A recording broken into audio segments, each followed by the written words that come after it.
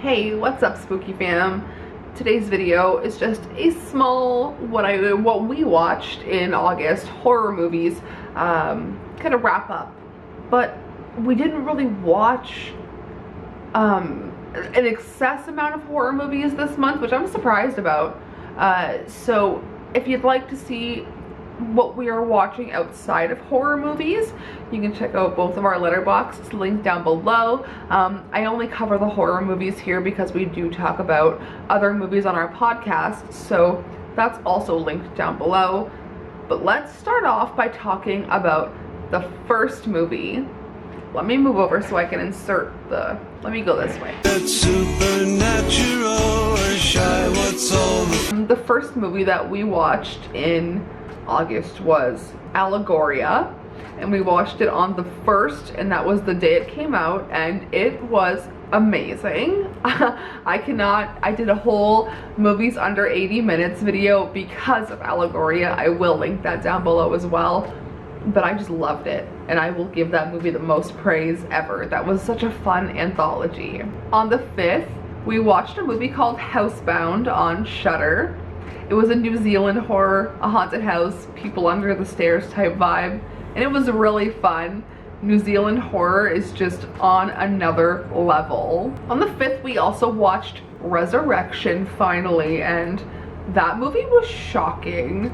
I think that movie was the one that turned me off to Tim Roth.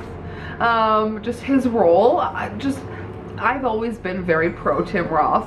Reservoir Dogs, his character in there, I've just swooning over that ever since I was a very young girl. This turned me off to Tim Roth. Just his character was so intense and so scary, and just such a man I would not want to be around. And my review for this only says, what does it mean?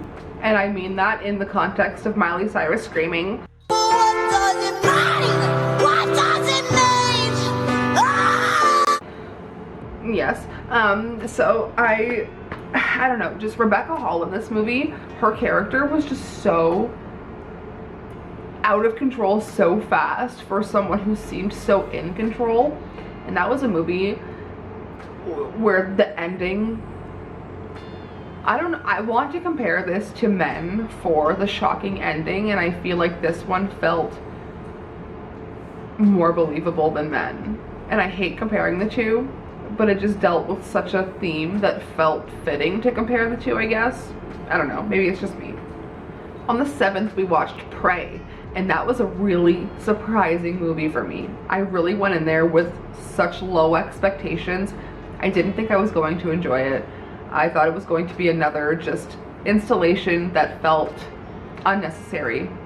And with the representation that we got, with just all of the gore, the storytelling, all of that, the whole world felt so realized, that made it such a perfect movie for me to watch. I really enjoyed how immersed, I know there's like whatever plot holes, but just suspend your disbelief a little bit, just enjoy it as it is, and it is one of the better movies that came out this year in my opinion. I don't know, as a entry to an already established world, that one felt very cool. On the 7th, we also watched Night of the Creeps for an entry to Movie Roulette, which I will link down below because that one's already up.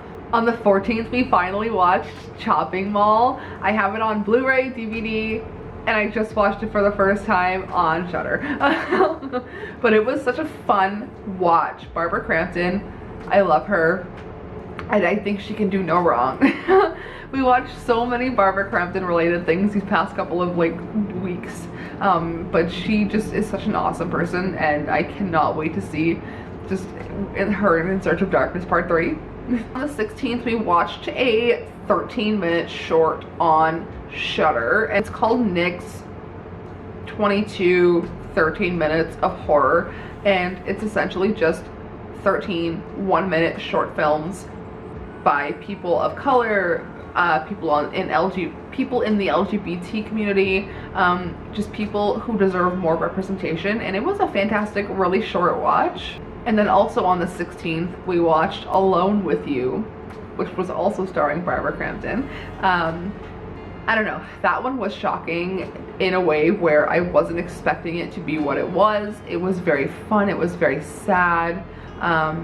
Yeah, it was just an unexpected watch, and Shudder has been killing it with the releases lately.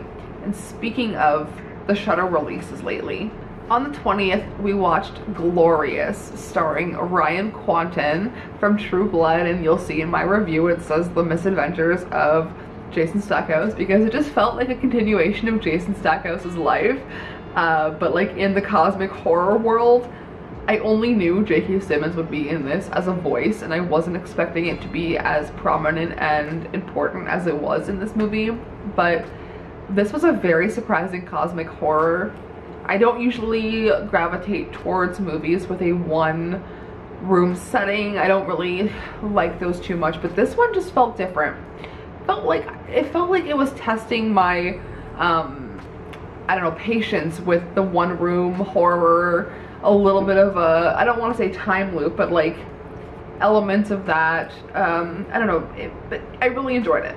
Also on the 20th we watched Orphan First Kill, which had a surprising twist that I actually wasn't expecting that. I thought they were just gonna kind of play on the same themes of the actual like first Orphan that we saw, but I don't know, something about Julia Stiles, I've never really been a fan, and I don't know if I like her in a maternal role, but the fact that they committed so hard with the demonias and like the club kid boots to make everybody taller than Isabel Furman, I feel like that gives the movie a little more oomph to me and made me appreciate it with the practical effects.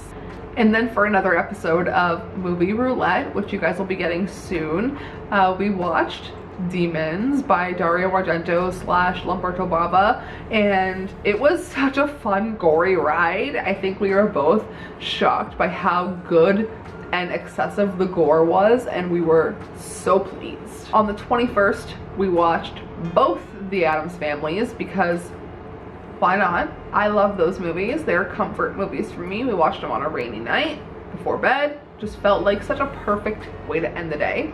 And to wrap up, we watched The Innocents for the podcast, and that one just felt fucking crazy.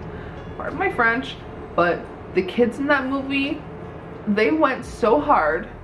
They didn't have to go that hard, but they did. The cat scene, if you know, you know. I'm still traumatized.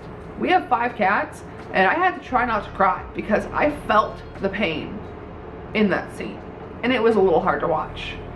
But a really, I don't want to say fun, but it was a fun watch overall because the kids are just so expressive and scary at times, and it was shocking to watch. So that's all for today's video. If you enjoyed wrapping up the month of August with me, let me know down below what you guys watched. You'll be getting a book haul soon, so stay tuned for that. Check out the main channel if you'd like to see any more, and I will see you in the next video, whatever it may be. Sayonara, suckers. Spooky fam. I should have known it was Spooky fam.